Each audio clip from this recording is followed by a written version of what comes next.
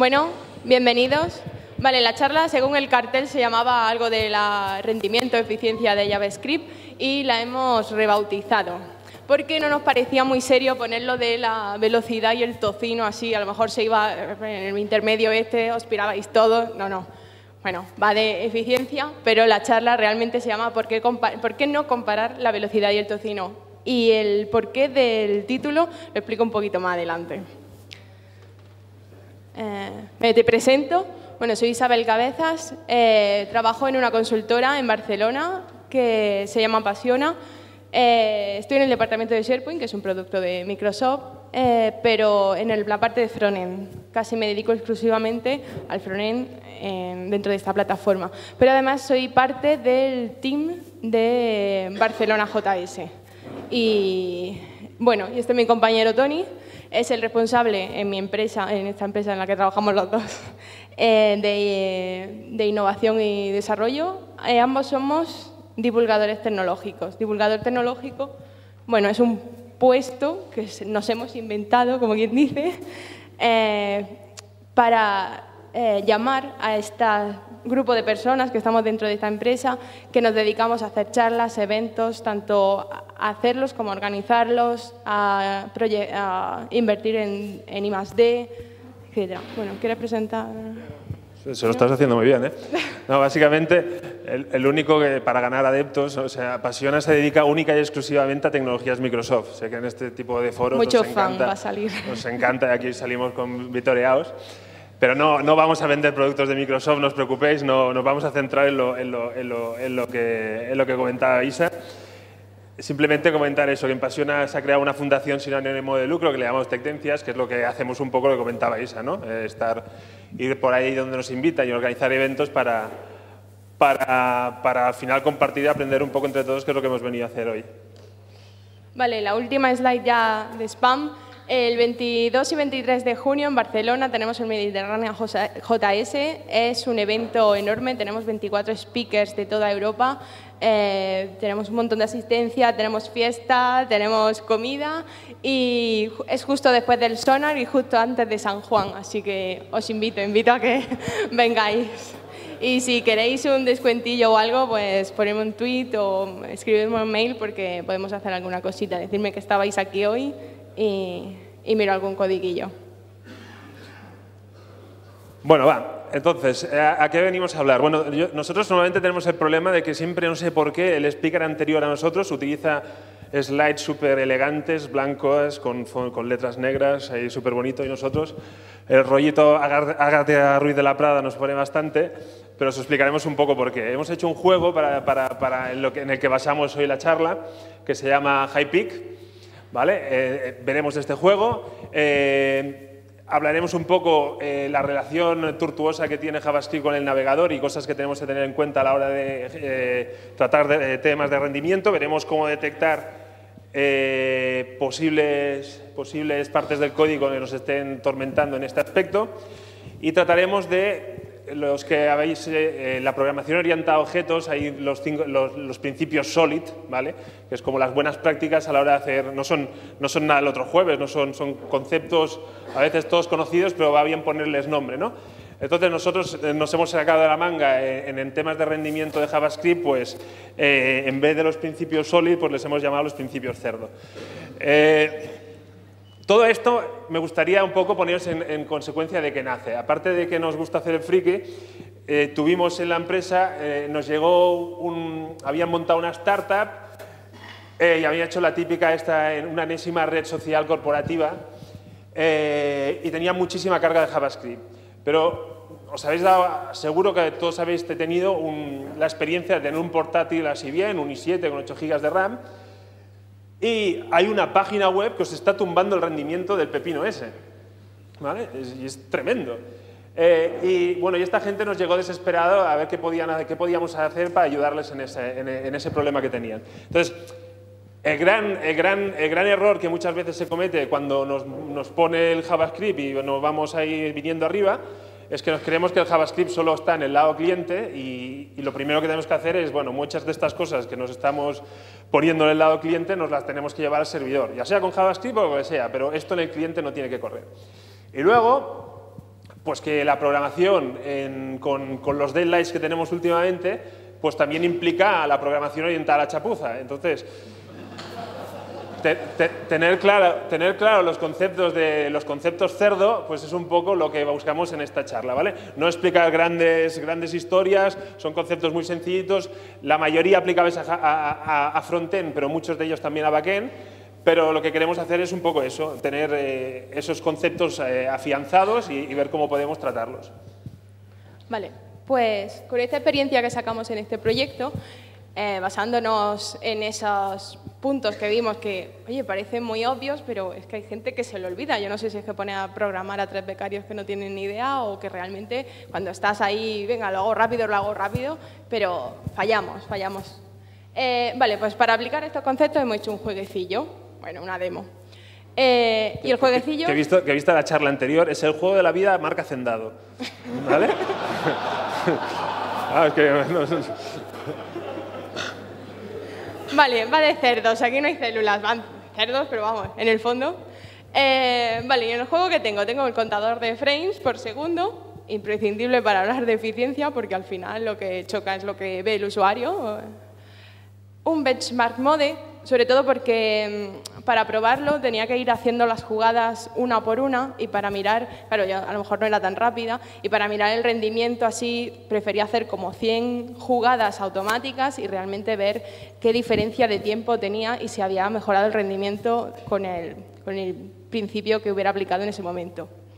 La piara de cerdos, la matriz con un montón de cerditos que ahora os contaré cómo funciona, pero básicamente los cerdos clicas uno y giran con determinadas condiciones, ¿vale?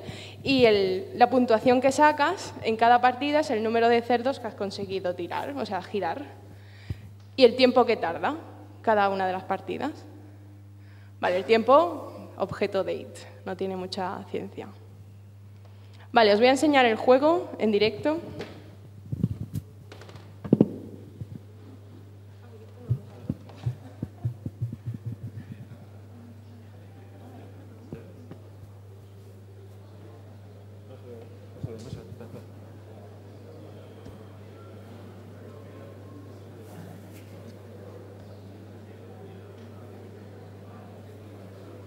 Ahora sí.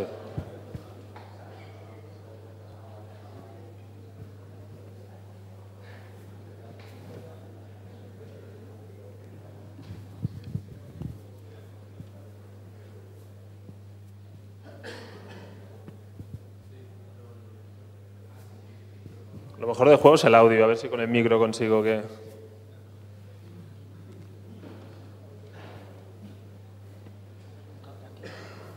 No, estoy con el micro.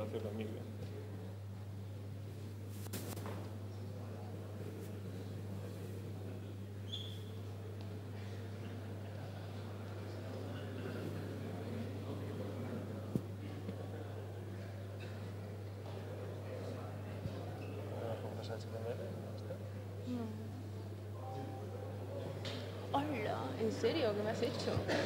Eso nos pasa por intentar ejecutar un HTML con Visual Studio en vez de... Bueno, debugando.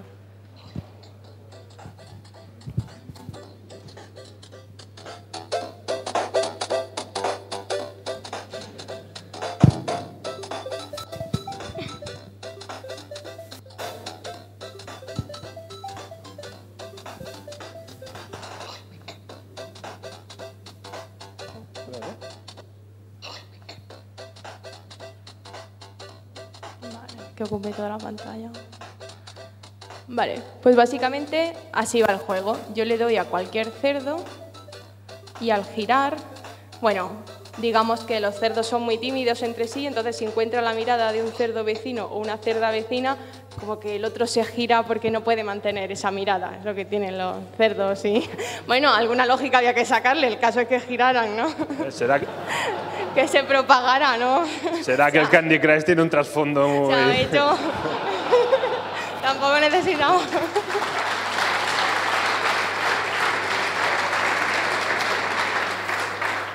Vale, y el benchmark mode es eso, simplemente hace 100 tiradas de un tiro, ¿vale? Bueno, Es simplemente, este código está en internet, podéis bajároslo si queréis jugar, más que jugar, bueno, pues si queréis ver que realmente los principios los hemos aplicado y los resultados que vamos a contar son de verdad, no nos los hemos inventado. Volvemos al PowerPoint.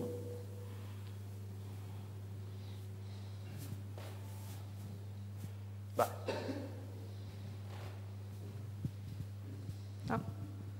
Sí, ya estamos aquí, venga. Vale, bueno, ¿qué tenía ahí? Hemos visto que tenía una matriz de cerdos, ¿vale? Que cada cerdo tiene 4 direcciones, pueden mirar a las 4 esquinas, que cuando le toco a un cerdo lo estoy seleccionando, que genero una lista con todos los cerdos vecinos que tengo que girar y cuando uno de los vecinos gira, se propaga ese giro y pueden girar sus vecinos correspondientes y se va recorriendo toda la lista, ¿vale? ¿Esto en qué se traduce técnicamente hablando? En una matriz que es un array, en un cerdo que tengo sus objetos, el cerdo tiene 4 propiedades, que es la dirección en la que está mirando. El cerdo, un evento al tocarlo, lo identifico por 2 coordenadas, que son números. Al recorrerlas, para saber qué vecinos cerdos tienen que girar, tengo que hacer determinada operación matemática y además tengo que estar recorriendo arrays continuamente. Cambiar el cerdo me supone una animación. Todo esto al final, como sabemos, son direcciones de memoria. ¿Qué pasaba al principio? Que cuando la primera vez que hicimos el juego y la primera vez que pones un panel de cerdos de 100%, tú tocabas un cerdo, se propagaba, pero le costaba, hacía glitch. Glitch es cuando estás jugando que da un saltito, cuando despliegas un menú que se engancha o un reproductor de un DVD. Vale. Para eso pusimos los frames por segundo, que tenéis la gráfica en el juego, a ver qué estaba pasando ahí. Y lo que vimos es que bajaba de 30 frames por segundo. Si 60 es lo ideal, lo óptimo, más de 60 frames por segundo no detecta el ojo humano, bajar de 30 es peligroso, porque ya no detectamos el movimiento continuo. Y eso es lo que estaba pasando, que traqueteaba. Entonces, ¿por qué traquetea? ¿Qué pasa en nuestro código? ¿Qué pasa? ¿Qué hace el navegador con nuestro código? Bueno, el navegador tiene 8 o 7 subsistemas, como, bueno, desde que le llega la llamada HTTP, coge el HTML, lo analiza, monta el árbol de CSS, interpreta los metadatos, los atributos, los headers, el JavaScript con su motor, según qué browser sea, pues el Chakra, V8 o SpiderMonkey. Vale. Guarda estos datos como memoria, todo eso antes de pintarlo, antes de que veamos un solo objeto en pantalla, está pasando todo eso en el navegador que monta el modelo de objetos nativos, empieza a pintarlo, le aplica el estilo, pone los divs, pone sus posiciones, los dibuja, los visualiza y ya los vemos. Bueno, pues si queremos que todo eso pase 60 veces por segundo, solo tenemos 16,67 milisegundos para que opere eso. Y 16... que en la charla anterior han nombrado el 16 milisegundos, sí, no se lo he notado cuando he dicho. No lo hemos inventado, fíjate, ha coincidido con lo que ha dicho Gonzalo. Vale, es muy poco, 16,67 es muy poco. He visto cosas que tardan menos, pero es muy poco tiempo.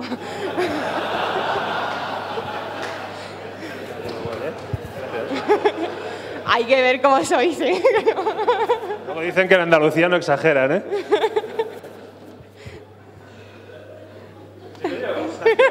Te lo he dejado aquí. No. A ver, básicamente todo esto, para detectar todas estas historias, lo que tenemos que utilizar son profilers. En profilers hay muchos. Básicamente lo que tenemos que ver en todos estos subsistemas que ha hablado Isa, ver cada uno de ellos qué parte del pastel se está llevando a la hora de repartirse esos milisegundos tan críticos. Profilers hay, como comentaba, hay un montón. Nosotros, porque somos más chulos que nadie, utilizamos el que todos usáis, que es el Internet Explorer. No era un chiste, ¿eh? No he entendido. Vale, pero el de Internet Explorer, a mí, el que me gusta para estos temas, la parte, el test de respuesta de interfaz de usuario, ¿vale? Que básicamente consiste en colorear los subsistemas y ver a nivel de frames cómo nos está afectando, ¿vale? Entonces, el gran enemigo a la hora de trabajar con los frames es este aquí que tenemos en naranja, ¿vale? Que con estas iniciales ya me imagino que todos sabéis qué es el Garbage Collector. El Garbage Collector es uno de los grandes enemigos a la hora del rendimiento, porque, bueno, en JavaScript vamos pidiendo memoria y como que es gratis, y eso los catalanes lo valoramos mucho, empezamos ahí a tirar, pero siempre hay un momento en que hay que tirar la basura. Y ahí, en esos 16 milisegundos, es cuando se producen los grandes traqueteos. Entonces, también, a un modo muy general, ¿cómo funciona el Garbage Collector? Interrumpe nuestro hilo de ejecución, pese que ya empiezan los navegadores más modernos a introducir nuevos threads y esto ya empieza a minimizarse, pero pese a eso, todavía es uno de los grandes problemas que tenemos, esa interrupción en nuestro hilo de ejecución. Se inicializa el Garbage Collector, él detecta toda la memoria susceptible de ser borrada, elimina punteros y luego lo que hace es el barrido, el ponerle valor 0, de liberar la memoria, y nuestro programa sigue ejecutándose, ¿vale? Entonces, el Garbage Collector básicamente, ¿cuándo se llama? Pues cada vez que pidamos una variable, estamos más cerca de que el Garbage Collector entre en acción. Cuando la memoria hemos llegado a su límite y necesita hacer limpieza, pero básicamente es eso, tenemos que tener presente en algo tan crítico como el rendimiento de una interfaz de usuario que cada vez que pidamos memoria tenemos que estar pendiente o pensar en el Garbage Collector. Entonces, dicho esta introducción, entramos ya en los 5 conceptos que queríamos explicar Isa y yo. Vale, pues el primero es controla la memoria. Vale, un poco de código. ¿Cómo hice el juego? Vale, tengo mi objeto juego con sus propiedades, el tamaño del tablero, la matriz de los cerdos de ese tamaño, una matriz temporal donde estoy metiendo los cerdos vecinos que deben ser girados cuando los calculo, bueno, alguna variable de business, el gaming progress está activado o no, la puntuación, qué puntuación hay mal, ha sido la más alta en el juego. Y bueno, tengo el objeto pig, el objeto cerdo, que fundamentalmente tiene 4 propiedades, que es la posición que tiene el cerdo. Norte, sur, este y oeste. En realidad esto, bueno, ahora explico cómo lo pinto según estas propiedades. Bueno, con un define property, que todos hemos usado alguna vez, suget y suset, solo he puesto el norte, me he comido las otras 3 porque son exactamente igual, unas propiedades privadas para guardarlo dentro de la clase, y luego tengo 2 clases, 2 objetos que son Tony e Isa, que son cerdo con lazo y cerdo sin lazo, básicamente. Se diferencian porque añaden una propiedad más, que es el nombre, que es como lo diferencio si tengo que dibujar un cerdo u otro. Básicamente inicializo la matriz del juego, meto los cerdos en una posición random y estas son las posiciones del cerdo. Tengo norte, sur, este y oeste, pero los cerdos miran a cada una de las esquinas. Bueno, pues si estoy mirando al noreste, tendré un 1 en la propiedad norte y en la este. Y conforme vayan cambiando, irán cambiando esos valores. Es fácil. Vale, ¿cómo hago el algoritmo de detectar el cerdo vecino que debe ser guardado y girarlo a su vez? Pues cuando detecto que efectivamente 2 cerdos se están mirando, cojo ese vecino y lo meto en una matriz temporal. Esa matriz temporal guardo la coordenada del cerdo y la nueva posición que tendrá el cerdo cuando lo redibuje. En este caso hay un noroeste. Bueno, igual con otras posiciones. ¿Y qué hago? Lo estoy metiendo en una matriz temporal que luego recorro y placa. Voy recorriendo y meto, según lo que me encuentro noroeste, meto un nuevo objeto Tony o de tipo Isa con las coordenadas que le toca. Bueno, es evidente que ¿qué pasa aquí? Que hay un nuevo cerdo en la matriz y que ¿dónde va el antiguo cerdo? Pues tendrá que venir al Garbage Collector y hacer una barbacoa. Cambio el patrón de reserva de memoria. En vez de hacer cada vez un cerdo nuevo, en vez de guardar la nueva posición que tendrá cada uno de mis cerdos, lo que hago es uno basado en el cambio. Vale, miro que si yo tengo al cerdo mirando hacia el noreste y pasa a mirar al noroeste, lo que cambia es el este de 0 a 1 y el oeste pasará de 1 a 0. Entonces, mi nuevo algoritmo será basado en ese cambio y no en la nueva posición. Así que, igualmente, guardo la posición del cerdo y la coordenada que cambia y a qué valor cambia. Así que cuando la recorro, en vez de hacer un nuevo cerdo, pues simplemente le cambio esa propiedad al nuevo valor que tiene que tocar. Vale. Eso es lo que nos sale con el profiler. Teníamos unos picos, esto era el garbage collector, que me estaban interrumpiendo la ejecución del juego, y obviamente la llamada al garbage collector cambian un montón, o sea, cambia el tiempo que tarda en procesarse esa llamada, y además se espacian. ¿Eso en tiempo cuánto es? Pues mucho. Estamos hablando de milisegundos, pero es que he bajado a una tercera parte del tiempo que me tarda en hacer 12.000 iteraciones, casi 12.000 iteraciones de cerdos. Dejamos de hablar de milisegundos a hablar de segundos, pero es que aquí me gusta comentar que alguien dirá, hombre, es que no somos tan cutres de hacer esto que hacéis, o sea, nosotros programamos bien y lo hacemos así. El problema es cuando coges un proyecto que ya es un poco tocho y ya entran varios programadores. Entonces, ese new en la asignación es como el punto de anclaje para el programador que coge el código que no acaba de entender. A partir de aquí yo me siento cómodo porque esta variable la controlo. En una clase como la de cerdo, que tiene 4 propiedades, no.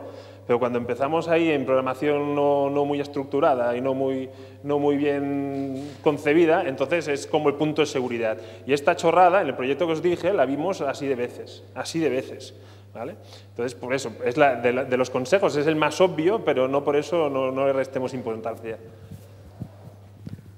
¿Alguna otra cosilla que tener en cuenta? Bueno, que como si por ejemplo tenemos un montón de variables en el heap, en este caso, y pequeñitas, y están ahí tiradas por el heap, y luego el garbage collector tiene que ir a borrarlas, tiene que hacer una operación por cada una de esas variables. Si por ejemplo pusiéramos esas variables, si se puede y la lógica lo permite, dentro de un pool de variables, el día que tenga que borrar, el garbage collector solo tendrá que hacer una operación. Así que en vez de esparcir las variables por el código, vamos a recogerlas un poquito.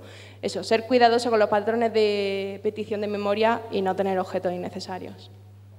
Venga, va, el segundo. El segundo no es tan trivial, bueno, es trivial, pero no es tan obvio para mucha gente, que es cuando hacemos este tipo de código.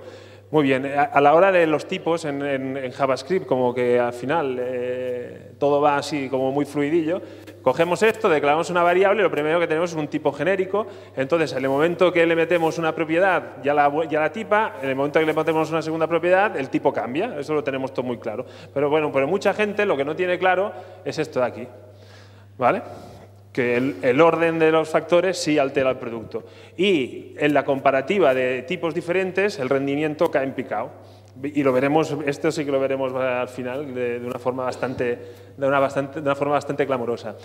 Otra de las cosas que evitan que estos tipos sean iguales es cuando, por aquello de mejorar el rendimiento, no vamos a inicializar todas las variables, sino las que nos interesan. Pues pasa lo mismo, que al final, como que solo hemos inicializado 2 variables, en cambio en el otro sistema, en el poco óptimo, en el que inicializamos lo que necesitamos y lo que no necesitamos, al final lo que tenemos son conflictos de tipos de nuevo, ¿vale? Por intentar incluso mejorar el rendimiento. Cosas como también con el prototipo podemos aquí expandir todos los cambios, nos va perfecto, pero claro, en la misma línea siempre hemos de inicializar todas las variables en el constructor. En el constructor, de esta forma, es la única manera que tenemos de asegurar el tipo. Entonces, alguien me dirá, bueno, es que es lo mismo. Sí, lo que pasa que a los optimizadores de código, los que generan compilan todo nuestro código en tiempo de ejecución, aquí no llegan y aquí sí que llegan. Como mínimo las versiones actuales. Entonces, no es un tema de que este código sea mejor que el otro, es un tema de que los motores actuales no llegan al prototipo. Entonces, el rendimiento siempre os mejorará que cuando pongáis la inicialización, siempre en el mismo orden, obviamente, porque aquí estamos en la clase madre, nos generan una mejora de rendimiento. Esta me gusta mucho explicarla, porque también cuando queremos ser muy dogmáticos, ponemos el gets y sets a todo. Y normalmente el gets y sets no hacen nada, pero somos grandes programadores y hacemos las cosas bien. Esto tiene un impacto en el rendimiento brutal. Entonces, el código este de la izquierda, ¿vale? que yo soy el primero en hacerlo, y el de la derecha, es que a nivel de rendimiento es que es una barbaridad, una barbaridad. Y aquí sí que también digo que se podían poner las pilas los que generan los motores, ¿vale? Porque es fácilmente deducible una cosa de la otra. Entonces, nosotros ¿qué teníamos? Pues eso, éramos muy dogmáticos, teníamos el cerdo, teníamos un montón de gets y sets, aquí hemos sometido todos para que nos cabiera, y al final pues, teníamos el constructor inicializábamos los 4 parámetros. Bueno, ¿cómo lo hemos dejado? Pues lo hemos dejado el objeto player, hemos hecho un fast player y más pelado que unas... que no sé, me metí en un jardín, más pelado. Vale, pero a lo que iba. Lo otro que estábamos hablando de un programador chapuza, que hemos pasado de 13 a 4 segundos, alguien podría decir, hombre, pues sí, es mucho tiempo, pero es que era una chapuza. Pero del programador dogmático, que bueno, prefiero escribir código, pero que me quede todo muy bien, es que nos hemos comido más de un segundo. Más de un segundo en el uso de get, sets y inicializar bien en el constructor. Es una porrada un segundo, ¿vale? Bueno, más o menos esto, bueno, lo que comentamos. Y el resumen, como que creo que empezamos a ir mal de tiempo, tiramos ahí... Venga, las mates. Vale, las mates. Esto Esto Isa lo odia, pero ella de pequeña ganó unas olimpiadas de matemáticas. Ella no lo dice, pero yo estoy muy orgulloso de trabajar con ella por eso. Joder, bueno. Vale, ¿qué pasa con los números en JavaScript? Todos sabemos lo que por defecto, los números en JavaScript, a poco que te descuides, te mete un float. Vale, los float pues molan mucho, son muy flexibles, no te tienes que preocupar de nada de los decimales, pero son muy poco eficientes. ¿Qué pasa con los floats en comparación con los ints? Los ints, bueno, todos sabemos lo que es la pila, lo que es el heap, la stack y el heap. El int se va guardando en el stack, en la pila, porque tiene menos de 31 bits, y si un objeto es más grande y no cabe en la pila, tiene que mandarlo al heap y guarda la dirección de memoria en la pila para luego localizarlo, ¿vale? El heap es mucho más lento, entre otras cosas, además de ser la propia memoria, la característica de la memoria más lenta, tiene que hacer un par de lecturas, primero a la stack para saber en qué dirección de memoria y luego al heap. Entonces, siempre que podamos, vamos a usar enteros. Vale, venga, me has convencido, vamos a usar enteros, pero ¿cómo fuerzo a JavaScript para que use enteros? Primero, cuando inicializamos una variable, si ya le ponemos un 1, un entero, no te la va a cambiar, va a ser un entero. Y luego, tener un poquito de cuidado cuando operemos con esos enteros para que no se conviertan en floats, en flotantes. Por ejemplo, al hacer una división, no sé si lo sabíais, pero cuando pones /0 en una división te quitas los decimales, el resultado es un entero. Bueno, pues una de las formas de evitar eso. Otra, esta me gusta, una operación. Tienes una operación, bueno, pues como es de tipado débil, tú haces la distancia, le metes 2 variables y la primera llamada la haces con 2 enteros. Bueno, cuando se interpreta y se hace el juego de operaciones, se hace optimizándolo para enteros, ese juego de operaciones. ¿Qué pasa? Que luego va ejecutándose y se encuentra que hay otra llamada de la misma operación, pero ahora no son enteros, son flotantes. Ay, yo no tenía el juego de instrucciones preparado para esto. Pausa del programa, se regenera ese juego de instrucciones, sustituye el anterior y ahora ya siempre lo hacemos con flotantes. ¿Qué pasa? Si luego volvemos a llamar a esa misma operación con enteros, estamos operando como si fueran flotantes, con la falta de rendimiento que tiene esto. ¿Cómo evitarlo? Hacemos 2. Uno a la distancia para operar con flotantes y otro con enteros. Oye, cuando necesites los flotantes, vale, si no hay más remedio, no hay problema. Pero si solo estoy utilizando enteros, usa la que está escrita específicamente para enteros. Bueno. Venga, pues el cuarto, los arrays. Va también un poco relacionado con algunos de los temas que hemos visto antes. Pero bueno, básicamente lo que tenemos que tener claro es el ir creando los arrays dinámicamente es una muy mala práctica. Siempre que hemos de intentar prever es mejor siempre pasarnos de largo y decir que un array va a tener 100 y utilizar 40 casillas que ir generando esos elementos. Porque al final lo que tenemos son arrays fragmentados en memoria y tenemos que ir a accesos aleatorios y todo eso afecta en el rendimiento. Esto también vuelvo a lo del dogmatismo que os hablaba antes. Es muy chulo, bueno, para recorrer un array, utilizar una colección de objetos con la cláusula in, el for each. Esto nos gusta mucho porque el código está guay, ¿vale? Pero para cada iteración lo que estamos haciendo es copiar un objeto, padaquín, padaquín, padapín, y eso está generando movimiento en memoria de una forma totalmente ineficiente. Que es el rey de los bucles en arrays, para cada iteración tiene que estar evaluando la distancia de... Esto no es que se lo guarde para él y ya está. Para cada iteración está evaluando la longitud del array. Y eso a nivel de rendimiento es lo peor que se puede hacer, ¿vale? Entonces, a mí la forma que más me gusta, esta. Es tan fácil como, no es tan bonita como esta, es muy parecida a esta y simplemente es cachear la longitud antes de entrar el array. Es muy tonta, ¿vale? Y luego la que quiere ya ir en plan hacker, ¿me ha subido el volumen o me ha venido arriba? No estoy acostumbrado a algo... No estoy... Bueno, hace lo mismo, lo que pasa que aquí lo que está haciendo es evaluar esta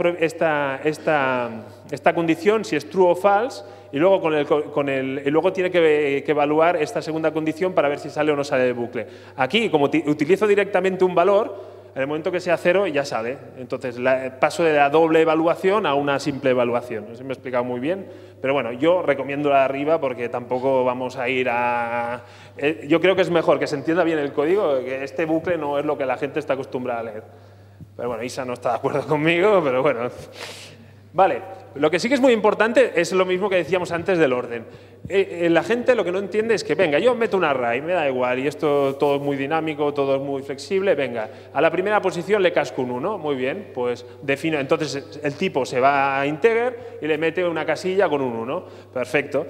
Ahora le pongo un 2,3, automáticamente lo que está haciendo es esta flechita de aquí, copia todo el array, patapam, y le cambia el tipo y entonces le pone el 2,3. Y lo mismo si ahora le pongo un string, porque como traga todo, patapam, vuelve a colgar todo el string y ahí que lo tenemos. Entonces, si vamos a mezclar... Lo ideal es no mezclar. Bueno, lo ideal es no mezclar, pero bueno, si vas a mezclar, avisa, que alguien coja el coche. Entonces... Imaginar esto, yo tengo un array con un montón de posiciones, le pongo todos numeritos y luego viene el iluminado y dice, al final le pongo una marca, a mí me han dicho que mejor que tire largo, ¿vale? Tira largo y luego, pero ¿cómo sé cuándo voy a acabar? Ostras, pues en la posición 99 pongo un string, que entonces es una marca que en el bucle yo veré, ¿vale? Muy listo, ¿vale? Muy bien. Si lo vas a hacer, es un poco chapucero, pues avisa. Lo primero que tienes que hacer en la primera posición, ya que sea un string, y entonces vas a evitar que cuando tengas un montón de casillas se vuelque todo ese array y se copie, ¿vale? Pero bueno, lo ideal, lo fantástico, lo fabuloso, utilizar algo que nos da mucha pereza, los arrays tipados, que para algo están en... Ya no hablo de TypeScript, bueno, pero no nos vamos ni un extremo al otro. Entonces, JavaScript tiene un montón de arrays tipados que en muchos escenarios o en la mayoría de escenarios no nos hace falta mezclar en los arrays y entonces esto a nivel de rendimiento también tiene un impacto muy bestia. De nuevo, también es otra de las cosas que nos gusta hacer mucho, es en el momento que tengo claro que este elemento no lo necesito, ¡bam!, lo elimino. Entonces cambio lo que se llama la densidad del array. Bueno, pero entonces esto le mete un unknown, que es menor que lo que sería lo que hacemos aquí, que le meto un 0. Muy bien, no lo utilizo, le meto un 0. Bueno, es un chapuza, vale, sí. Pero el otro le mete un unknown que ocupa más que un 0 y encima me cambia el tipo del array y me lo vuelve a duplicar. ¿Vale? Entonces, otra vez, queriendo ser muy ortodoxos, nos pasamos de la raya y nos impacta directamente en el rendimiento de la aplicación. Vamos deprisa, no voy a repetir.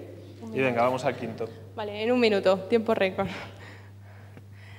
Vale, la llamada entre subsistemas del DOM, o sea, del navegador, son mucho más lentas que si operamos dentro del mismo subsistema. Así que, obviamente, si estamos pasando del motor JavaScript al modelo DOM y estamos llamándolo una y otra vez, así hasta 15.000 veces, irá mucho más lento que si lo hacemos. Si cogemos ese elemento, lo cacheamos, cambiamos lo que tengamos que hacer y volvemos a pasar al elemento que toque en el DOM. Cuidado con este tipo de llamadas porque están haciendo 5 llamadas al DOM. Primero el document, luego el body, no sé qué, luego operamos con esos elementos. Bueno, cachéalo y cambias lo que tengas que cambiar. Cuando cogemos el valor que hay dentro de un elemento en el DOM, siempre devuelve un string. Cuidado porque podemos estar cogiendo una longitud y luego va y metemos en el bucle y estamos comparando todo el rato ese string con un entero. Comparación entre enteros mata la performance de la aplicación. Para eso tenemos un parseInt. Vamos a parsearlo y ya no estamos comparando entre enteros. Por cierto, lo del tocino con la velocidad que decía al principio, ¿por qué no se pueden comparar dos objetos de diferente tipo con un doble igual en JavaScript? ¿O por qué no deberíamos? Este es el algoritmo más o menos que hace JavaScript para comparar dos objetos de distinto tipo. Primero mira si va convirtiendo el segundo término en cada uno de los tipos que existen y los va comparando. Y una conversión, y otra conversión, y otra conversión, y otra conversión, y así hasta el algoritmo de comparación de igualdad abstracta. Eso es lo que nos cuesta hacer un doble igual en JavaScript. Así que la próxima vez que vayáis a poner dos iguales, pensároslo 2 veces. ¡Qué chispa! Ese me le toca.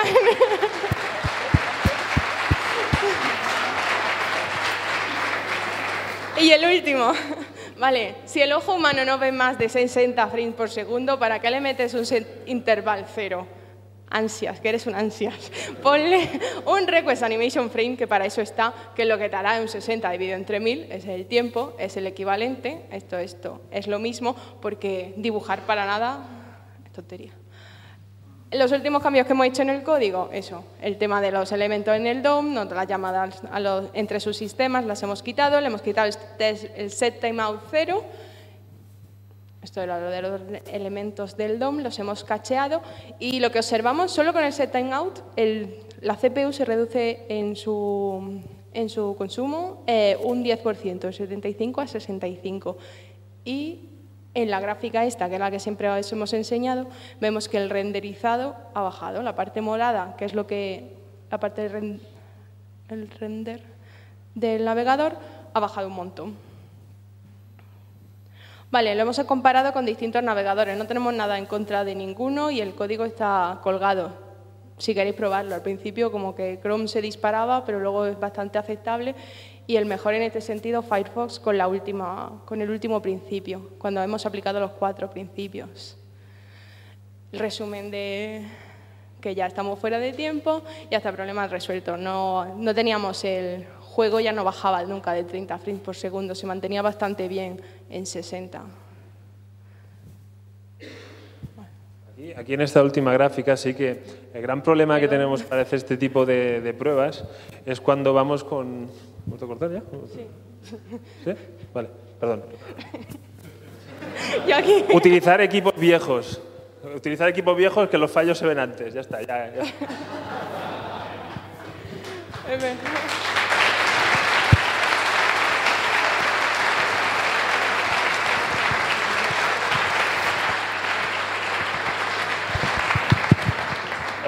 Tiempo para un par de preguntas. ¿Alguna pregunta? Sí.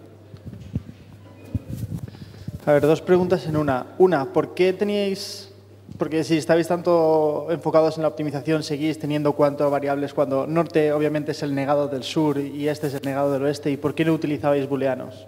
Por no cambiar mucho más el código, no. Sí, se podría haber hecho con 2. El constructor nos queda muy triste. Vale, ¿una pregunta más? ¿No? Bueno, pues muchas gracias.